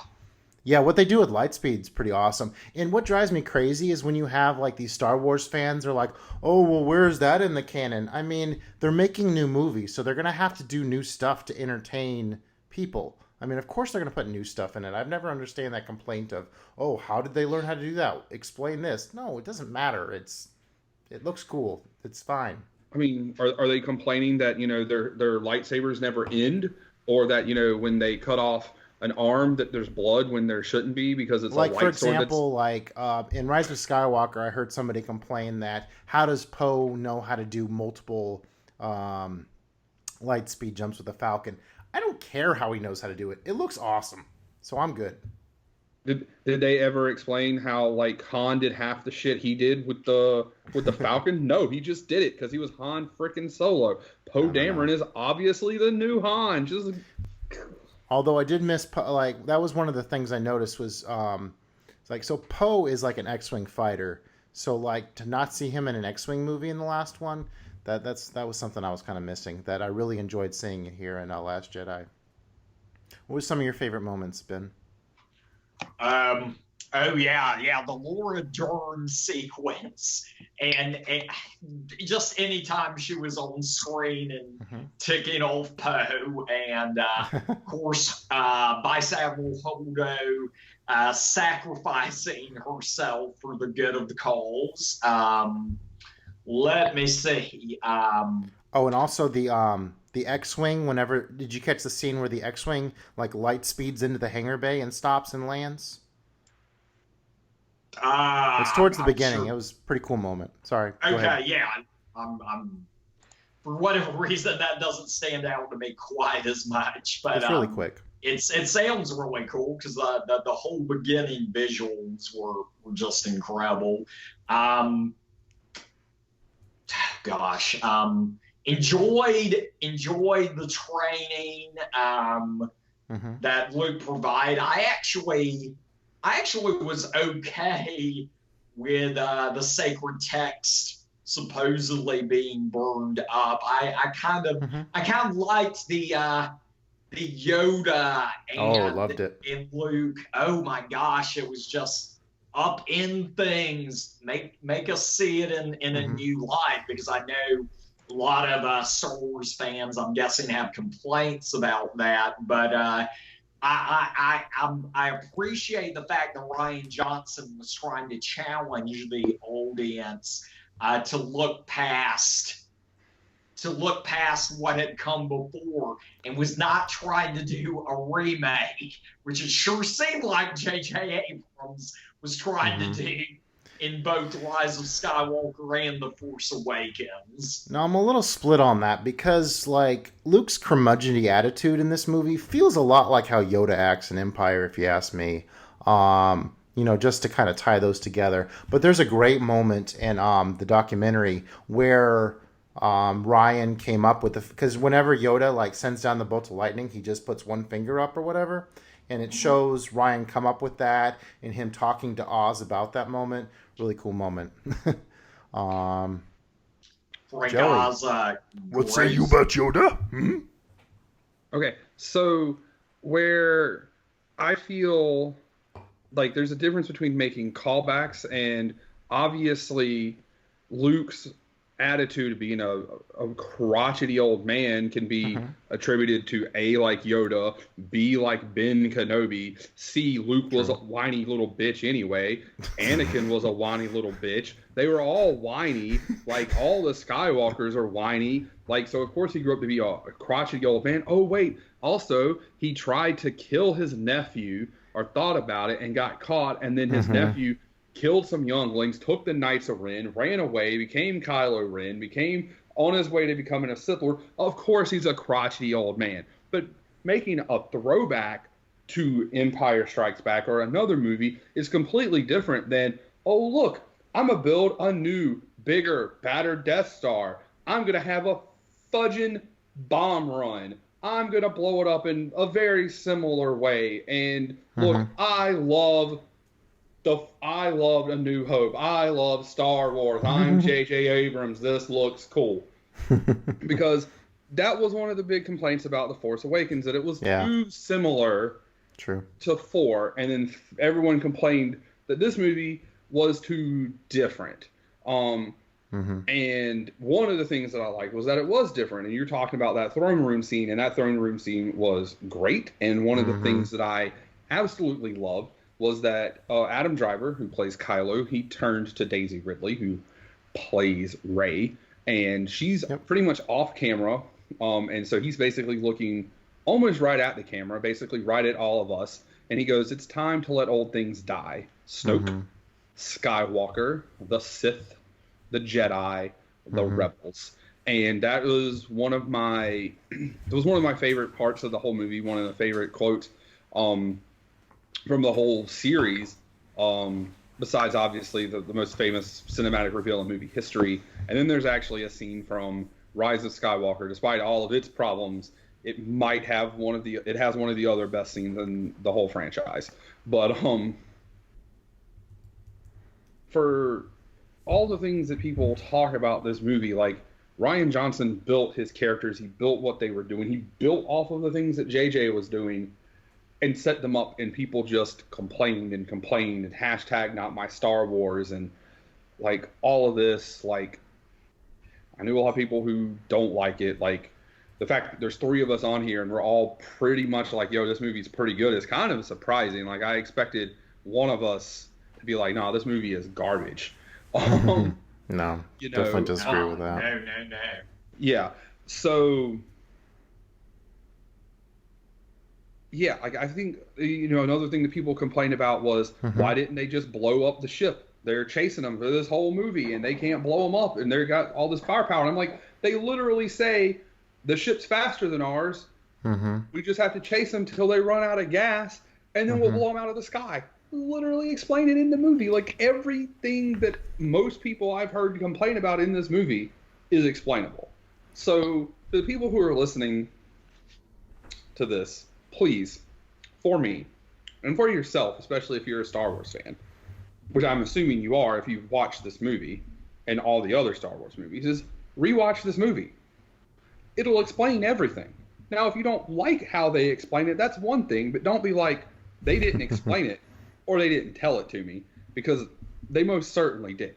Because Ryan Johnson will give you, not in a blatant way, well, some of them were blatant because, that needed to be, but it's not just like, it's there, so you have it.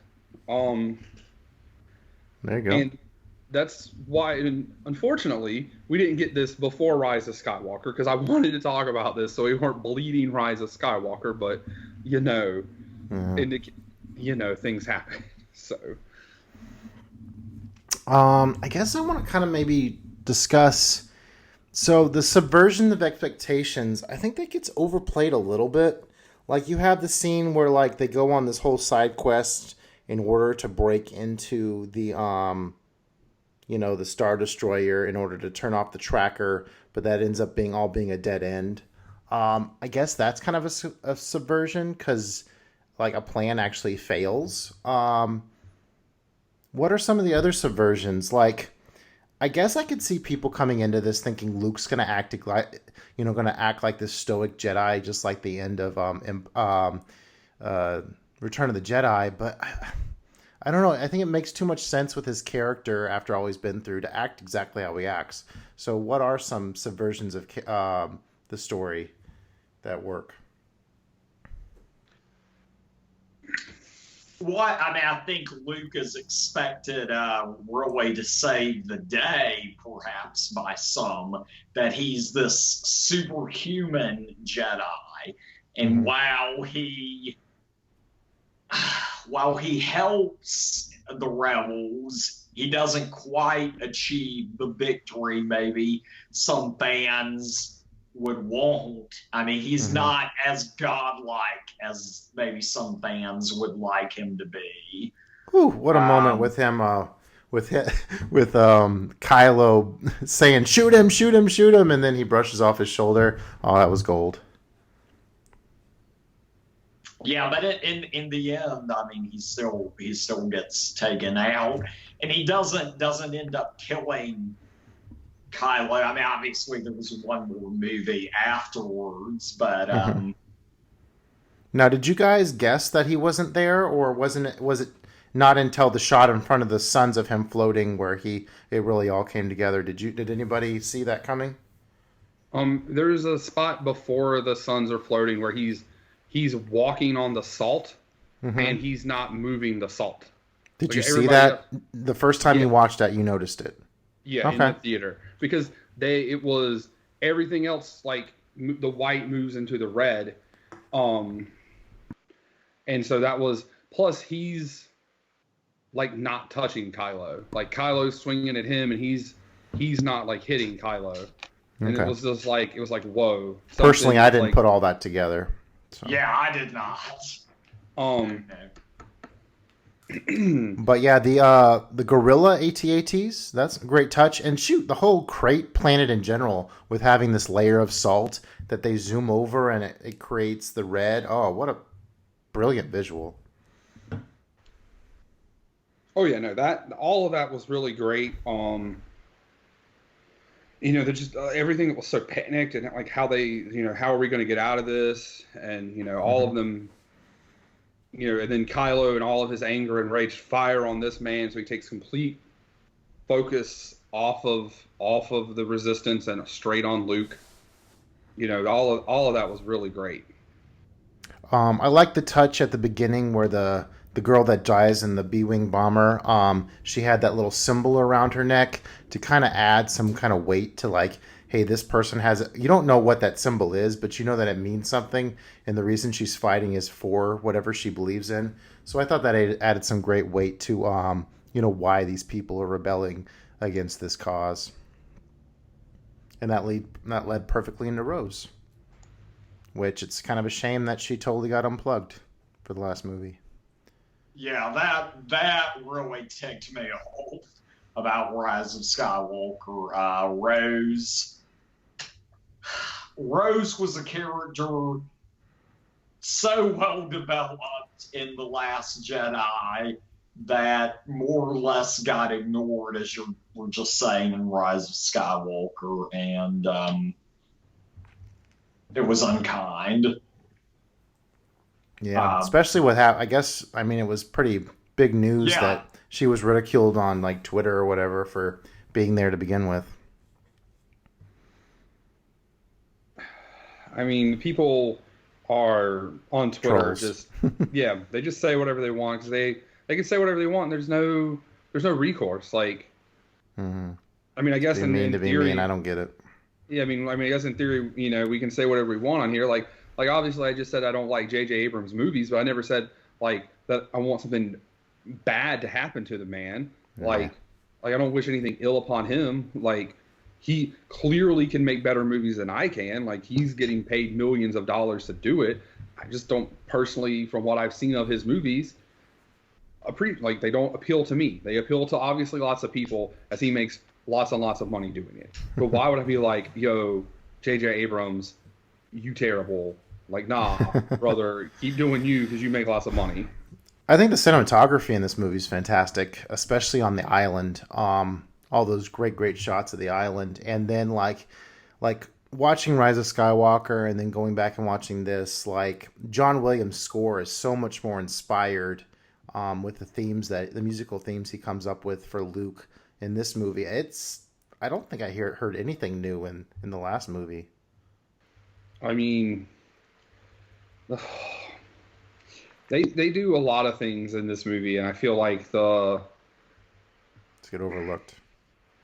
Yeah, I feel like the Rise, It's kind of a band-aid just to kind of end it. Like, I don't mind Snoke getting killed in this movie, but they totally pushed themselves into a corner. It probably would have been better to see if, like, okay, Ryan, you put us in this spot, how would you end it? But instead they played this story arc by committee, which just totally didn't work. It didn't work for the It series. It definitely didn't work for Star Wars. well, like, I mean, my thought is, obviously Kylo, he kills Snoke, and you're pushing towards Kylo being the big bad, and instead, spoiler alert for anybody at this point who has not seen Rise of Skywalker or seen any of the previews, they bring back Palpatine because J.J. Abrams can't do anything that isn't I love the original Star Wars trilogy. Oh, goodness. And completely buries Kylo Ren. Oh my God. And now you have all of these fangirls on the internet, and one of them is a good friend of mine who are like, I love Rilo. They're these doomed star-crossed lovers. And I'm like, he's a freaking mass murderer. Yes, Yeah. he was manipulated, as most Sith apprentices are. Have you not watched anything? So was Darth. It's a pretty Anakin. cool montage of Kylo mowing down people in the beginning of Rise of Skywalker, though. Oh yeah, I feel like Ryan's vision was that Kylo Ren was going to be the big bad in the third movie. I mean, What did you think about? So okay, a thought here.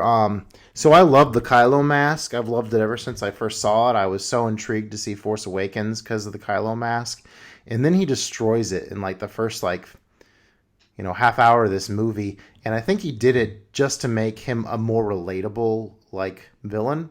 What are you guys' thoughts on that? I mean, I would have personally loved to see the mask carry out the whole thing.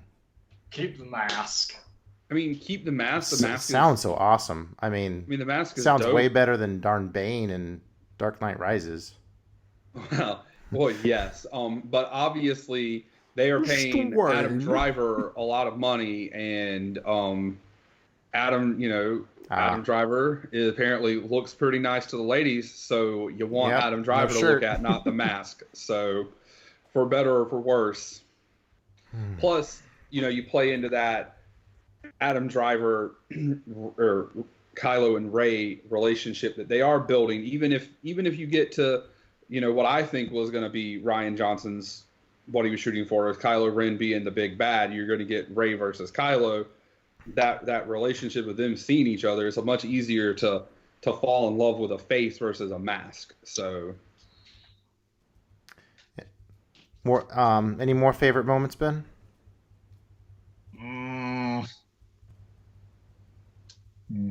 No, I guess not.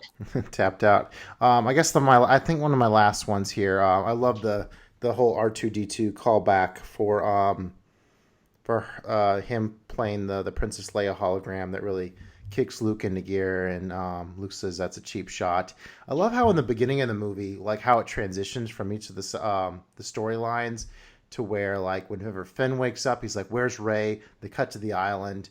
Then Luke says, "Where's Han?" And then they cut. And I thought it's just so seamless with how it's cutting back between each storyline. Gosh, I had such a good time watching this movie. I mean, I know we kind of mentioned it, but I guess we haven't really went into detail. But Laura Dern takes and drives the ship in light speed through the other ship. Yes. The silent moment of the theater. Yeah, and like that is so crazy. That's such a good moment, like in film and like in filmmaking, and like the fact that they had to in certain theaters to put up. There's a spot where the movie goes silent. That's intentional. I'm like, do people like? Did you really had that many people having an issue with that? Go by so fast. I don't see how anyone would have time to like be confused. But oh well. Oy vey. Yeah. That was like, oh my god! I'm like, yeah. And then I watched it at home, and I was just like, this is still so dope. Oh my god! Like, like knowing it was gonna happen. Yeah, maybe the best scene of the movie. Definitely among between the it's the Patroi sorry, I'm blanking on the name of the guard. The Red Guard. Petroian? Yeah. You there, Joey? Right. I'm trying to. The Red Guards that are in the throne room. Yeah, the throne room. Sorry. Between the throne room scene, that opening shot of the B-wing, the guerrilla AT-ATs, and then the Lightspeed taking down the Star Destroyer. Fantastic Star Wars moments, in my opinion. Yeah, 5 stars for me. I love this. I thought it, like I said, it's my second favorite Star Wars movie. 5 stars as well. It's my second favorite numbered one. I have Rogue One ahead of it, but not by much. And we didn't hit Rogue One in our rewatch through before we got to Rise of Skywalker, but I do want to rewatch that one as well. I mean, in all fairness to Rise of Skywalker, I thought it was an excellent adventure movie. It felt different from the rest of them. The fact that they were all like kind of together going on this adventure to save the day. So I enjoyed all that. There's a lot of stuff to nitpick about it. I mean, with the Emperor coming back, it definitely did a double take whenever I found out that Rey was, his granddaughter. I mean, that kind of felt like a Band-Aid they just had to put there in order to get everything all tied together. How much into Rise of Skywalker did you guys want to get into? I mean, that's really up to you. If you read my review, which I'm pretty sure you did, I don't write reviews that long, or I think you read the short version. I don't know if you went back and read the long version. I don't write reviews that long. I had a lot to say once I sat down and thought about it. My main thing is I feel that this whole sequel trilogy, if they would have let one director and writer do the whole thing, whether that was J.J. Abrams, Rian Johnson, another person. If it just had one person, like one voice, and it would have had continuity, it would have been better overall. Even if it's J.J. Abrams and they're just action adventure popcorn movies, that would have been freaking fine. But instead, you've got J.J. Abrams with his movie, and then you've got Rian Johnson trying to add all this depth, all this flavor, and then back to J.J. Abrams, and he's just like, I don't know what to do with this, or maybe he's just like, because apparently there was beef between the two of them or something. I don't know if the legitimacy of that. And then you can just like, he I'm sure you read my reviews of all the Star Wars movies, whereas like he just tried to retcon everything. He had to go and take the scene where Kylo's like, Rey, your parents were nothing, and he had to make it into something. Now, granted, I feel that maybe Kylo was manipulating her, but he has to go and make that into something, and it's whether you just have them all the same, it's so much easier. And I feel like Disney screwed the pooch there. also Disney should have just kept their hand out of the melting pot and let whoever was going to do it. And hey, this is what you got, until the end, and don't just. Well, shoot. Originally, what the director of Jurassic World was supposed to do this movie, and then after what he had a really bad reviewed movie, and so they pulled him, and then had to put in JJ, and then people had the backlash to Ryan, even after Kathleen Kennedy was like praising him after this movie. So yeah, and then because this movie is critically the highest rated Star Wars movie. It is higher than Empire Strikes Back. Like, you go to like Rotten Tomatoes and all that, like critically is higher than Empire Strikes Back by a lot. That being Rise, not Rise, Jedi. So, but then look, they did the same thing on Solo. They had a director, took it out, put in Ron Howard, and then also we're not going to talk about how they released it, 5 months after this movie, which was polarizing. You either love it or you hate it, and then let it get cannibalized by the Marvel machine. So the Infinity War. So yeah, that's part of the problem. They released too many in a short period of time. There's no continuity. Like, continuity. That's all I ask. Continuity. That's definitely a theme of the episode. Ben, did you have any thoughts on the final Star Wars film there? There's as you were saying, Justin, there was a whole lot to nitpick. It's always hard to do endings, though. I think Joey makes a great point as well. I think having the same director probably would have helped a good bit. I liked the connection to Finn's past in this one. That was a strong. Oh, right. Whenever he meets the other stormtroopers that have rebelled. Exactly. Okay. I thought that was a smart portion of the movie. Honestly, the thing I've really had the biggest issue with all three of them is I thought it was really unnecessary that the main characters from the original trilogy had to die. I realized this would have changed the movies a bit. I understand Leia dying, of course, but I didn't think he needed to kill off Luke and Han. I thought that was actually a mistake. Characters are allowed to retire, or at least they should be in these movies. I almost feel like it was probably in Harrison Ford's contract to kill him because he wanted to die after Empire. Yeah. And I've been told that, but that still leaves me disappointed. Yeah, true. It was a good shocking moment for Force Awakens, though. I really need to rewatch that movie. Well, at least with Han, not with Han, I'm sorry, with Luke. Obviously, with any of the Jedi, they die. They're not going to be dead. Obviously, right. But I wanted the physical Luke. Well, that's fair. But also those guys, with Leia and Luke and Han, they're also, the first ones were made 40 years ago. Like, they're not young. So send them off to Jedi retirement land. Anybody get a little Wonder Woman feel whenever Rey does the X'd lightsabers to deflect the lightning at the end?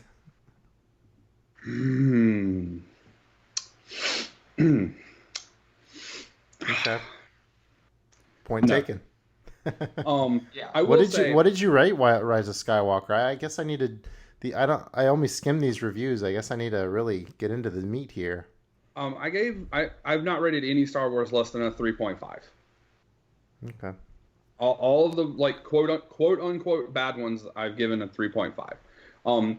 This movie has one of the coolest scenes that is going to tie in, talking about Han dying.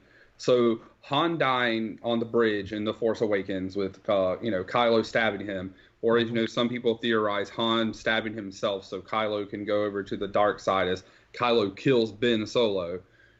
They have the scene on the fallen Death Star where Kylo is talking to a memory of his father, and Kylo essentially Ben kills Kylo.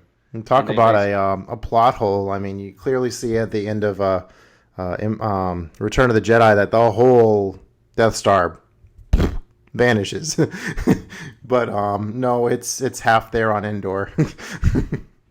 Yes. Yep. The map in The Force Awakens, the map, the whole thing, the whole trilogy's built on, but whatever. Yeah, that whole scene is really cool. It's really great. It's like a really perfect mirror, and I really loved that. It was a good way to get Harrison Ford back in. It obviously couldn't have him be a Force ghost. That was a cool moment. So I love that scene. I was completely blown away by that. Any final thoughts, Ben? The return of Lando. Oh yeah. Loved seeing Billy D. Williams in there, and also, and I know she has a small part, but I'm glad they keep giving Carrie Fisher's daughter Billy Lord work. Okay. I also with Solo being so underrated, it's kind of a shame that Lando's character and Solo probably all goes to the wayside, unfortunately. Like it's a shame that movie got such terrible reviews, and that's going to rob us of the Obi-Wan movie with Ewan McGregor, but that does give us the Obi-Wan TV show with how well Mandalorian is and has done. So yeah, everybody's praising it.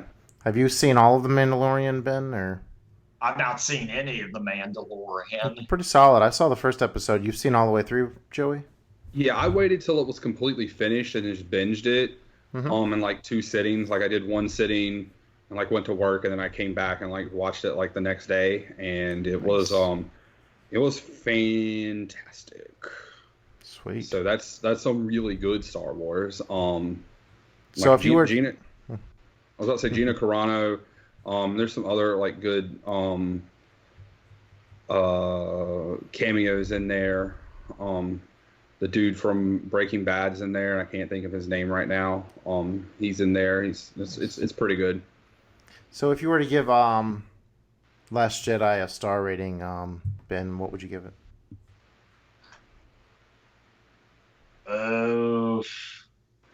4 out of 5. Okay. I gave it a 5. It was 4.5 when I first saw it. 5 went up the next time, and it remains a 5 for me. Joey? 5 both times. Nice. All right. That leads us to... All right, we'll move on. Oh, nice big meaty Star Wars talk with lots of good stuff there. All right, so you haven't peeked at the next challenge movie, have you, Joey? It actually came up in this... Mm-hmm. It was literally down the side. I didn't mean to. You just have it listed on the side in the outline. Oh, it's really? Oh, okay. So it's Fargo, one of my favorite movies. So it's in the outline? Really? I guess I need to stop. I redacted in the script, so you should have told me. Have you seen it in the outline before? No. Okay, it just happened to me this time. Okay. Yeah. So you haven't seen Coen Brothers Fargo before, right? No. Actually, I think this will be because they did the movie with the Soggy Bottom Boys, correct? Yeah, it's Oh Brother, We're Out There. Yeah, that movie I enjoyed, and then I enjoyed obviously The Big Lebowski. I'm trying to remember what movie of theirs I watched that I didn't like, so I can. Curious to hear about that. So yeah, Fargo for the next challenge. Let's see, that's one of my favorites. My family's from Minnesota, so that definitely taps into my family roots. So what's going to be the next feature movie, Joey? The Duelist by Ridley Scott. Have you ever seen The Duelist before, Ben? No, I've not. I'm trying to. It's one of his first. It's one of his first movies. I've heard it's really entertaining. Just looking it up here. No, that's a Russian movie. Okay, no. Duist, plural. Okay. Yeah. And it's based on a Joseph Conrad story, supposedly. Nice. All right, I'm looking forward to The Duelists and Fargo next time around. Thanks so much to everyone that is following the show. And if you want to join the club, make sure to hit that subscribe button. Thanks so much for joining the club, Ben. I thought we had some great chemistry tonight. I hope you felt comfortable chatting movies with us. Absolutely. Awesome. And how can people ask questions of the show, Joey? They can email us at the Average Joe's Movie Clubcast at gmail.com. Of course, always leave any comments or anything like that directly beneath in the comment section here on YouTube. Or we have a Facebook page as well. They can comment there. So nice. All right, everyone. Happy movie watching. Skol. Goodbye, everybody. Have a good night. Good night.